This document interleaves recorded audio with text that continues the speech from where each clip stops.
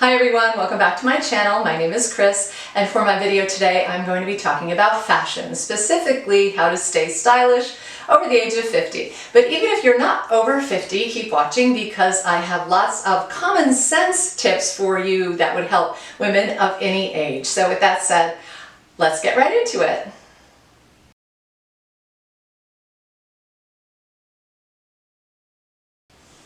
Okay, my first tip is to accent your best features. So a lot of times people feel that there are certain areas of their body that are flawed, or they just want to hide something, and they kind of obsess about hiding that feature, and they don't really take advantage of the really good features that they have. For example, maybe you're someone who holds all your weight in your midsection and you're desperately trying to camouflage it every day with big oversized things and blouses, etc., and you kind of feel self-conscious no matter what you do. But what you really should be doing is focusing on your best features, and your whole mindset will shift. So maybe you don't have the smallest tummy in the world, but maybe you have really long, lean legs. Why don't you emphasize your legs? So invest in some skirts, in some beautiful stockings and tights, and maybe some beautiful shoes. And when you're dressed with your best features showing, you're going to feel better, you're going to look better, and you're just going to have a better day. So that's one of my first and favorite tips, is to make sure that you're focusing on the positive and not the negative.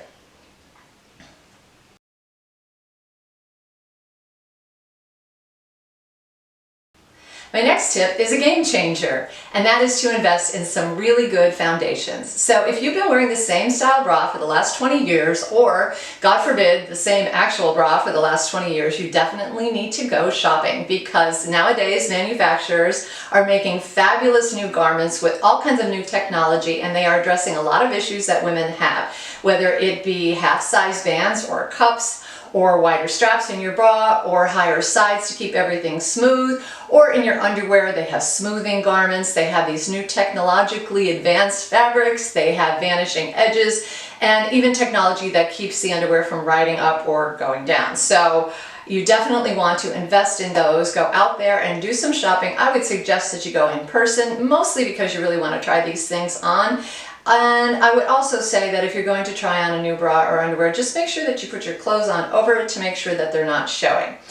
And if you think about this idea, it really makes sense because, for example, if you were going to polish your nails and you put on a base coat and it got all smeared and smudgy, you wouldn't then put the top coat on and expect that top coat to be smooth, because it's not going to be, because the foundation's not right. And that's the same thing with your undergarments. You know, the women in the 50s, they wore girdles all the time, and if you look back at pictures of them, they really look beautiful. Most of the time they were very well put together and really looked like their clothes fit them beautifully.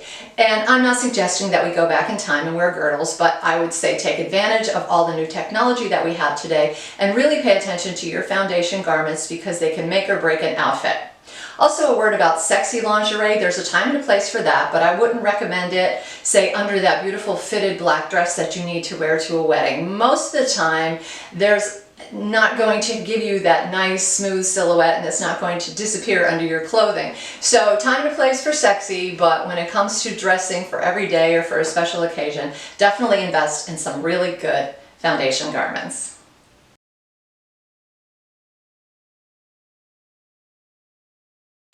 My next tip is don't get hung up on sizes. I know a lot of women who insist that they're a specific size and they will not buy anything if it doesn't have that size label on there.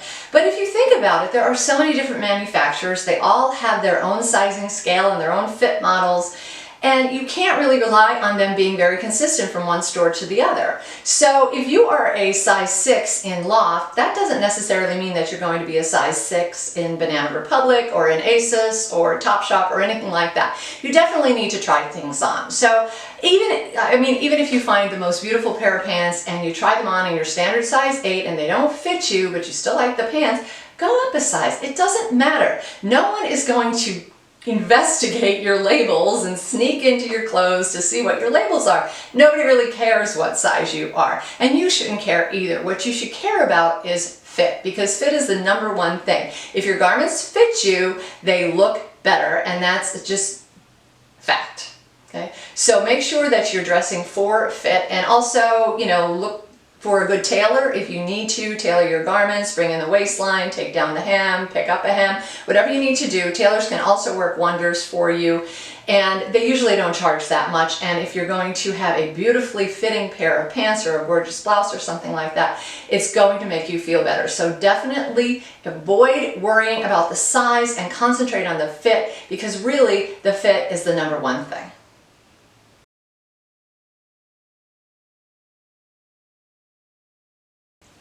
Tip number 4 is to don't blindly follow trends.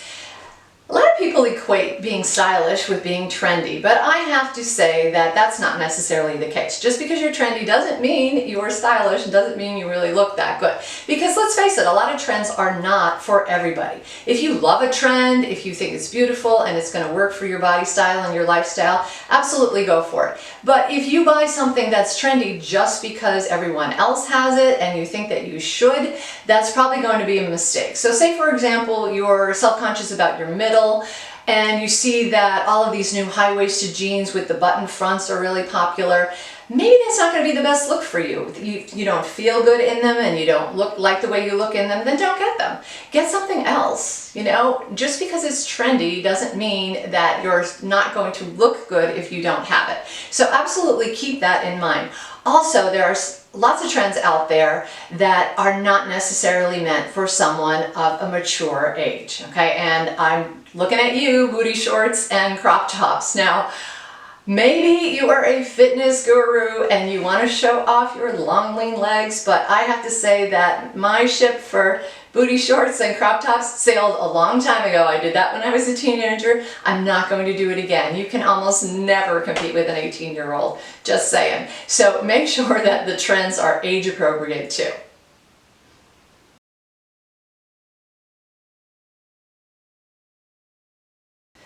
And my last tip for today is don't give up. I see a lot of women in their 50s, they just give up. They don't like their body anymore, or they're waiting to lose those last 10 pounds. How many times have you heard that or said that to yourself? And so they avoid going out and trying on clothes or just dressing themselves up in general.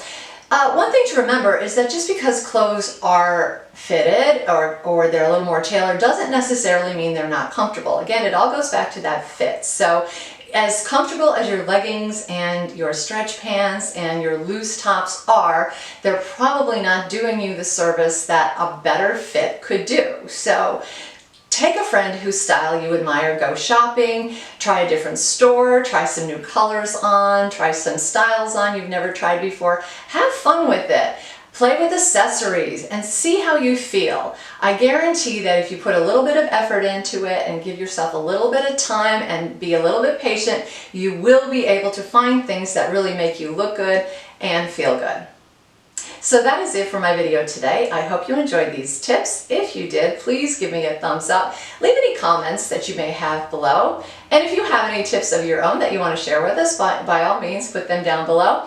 And if you enjoy my videos and would like to be part of my YouTube family, please hit that subscribe button. I would love to have you back. And until my next video, take care.